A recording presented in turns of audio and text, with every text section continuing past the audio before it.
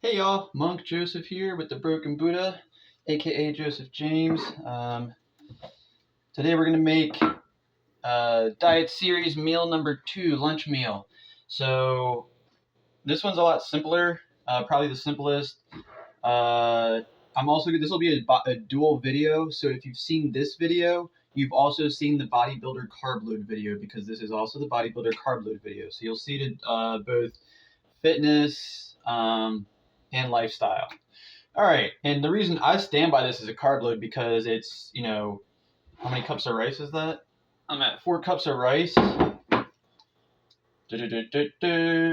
14 ounces of coconut milk. Heavy fat coconut milk too.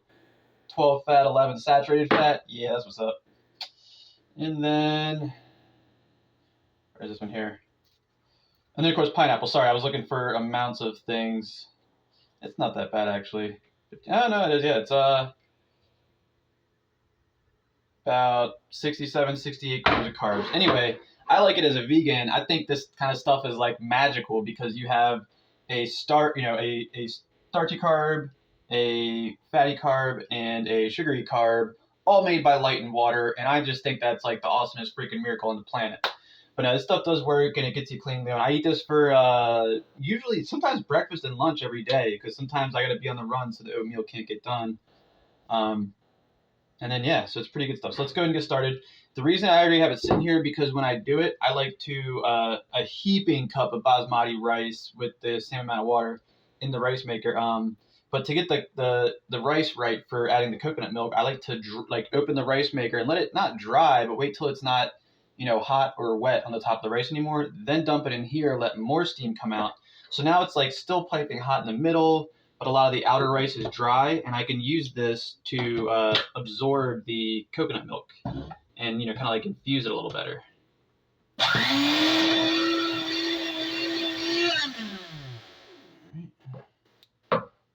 That would be my grandmother's can opener from the turn of the century. It is very loud, but I dig it. It makes me happy. I went too far in the can opener. Brutal, brutal, brutal.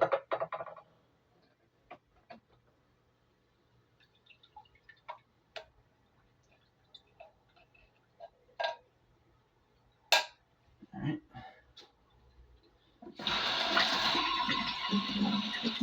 And that there's good stuff. So you're going to let that all drain in. And even after I'm done, I'll typically set it like on a ledge of a counter so it can kind of pull up.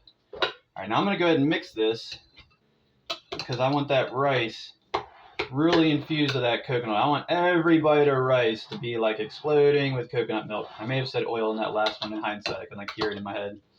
All right, so once you got it good and mixed, you don't really got to let it steam anymore because we're going to let all the water steam off after we add the pineapple because it is still very warm and it's going to maintain to be very warm. And there is a lot of, if you cover it too soon, you're going to have water issues.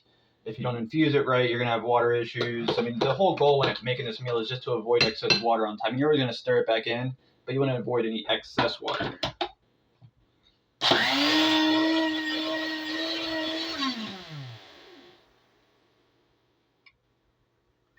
Okay, and crushed pineapple. Now, I've gone back and forth between Dole and Del Monte. Del Monte is non-GMO, self-proclaimed. Dole is not, like they don't even care. I think they may have gotten non-GMO recently, and some of their higher end products do. But in my experience, in my mind, you're always going to get like hard pieces in your pineapple here and there. So I think I've gotten less in Del Monte than I have in Dole. Just put it out there. All right. So let's give it a good mix. I know with the breakfast meal, I mentioned that you can add coconut oil and various milks to kind of improve upon that or make it more, culinarily to what you're used to. It could be a little dry and heavy if you're throwing it down without it. And for this one, the fresh coconut milk, especially I use a Thai Kitchen, it has like a cinnamony smell, right? So if you add like a touch of cinnamon, it is just freaking incredible. And again, it'll help pull some of the moisture off the top. Yeah, so now that I've got it good and mixed, it's going to sit here until it gets room temperature, because that way I know there's not, all the steam's gotten off there that can get off of it. And yeah, see, here's a piece of pineapple that's not edible right there. But it was a tiny piece, and you can usually see them. That's the other benefit of this when you're doing your pineapple is you'll see all your stuff come up, and you can just take it, take it right out. All right, so that's it. Add some cinnamon, either while it's hot, if you're going for it fresh. This stuff is amazing. Like if it's wintertime and you're looking for like a nice lunch that's going to warm you somehow, this is incredible warm. Just there's 11 grams of saturated fat per serving, like really just hit your tongue like nothing else.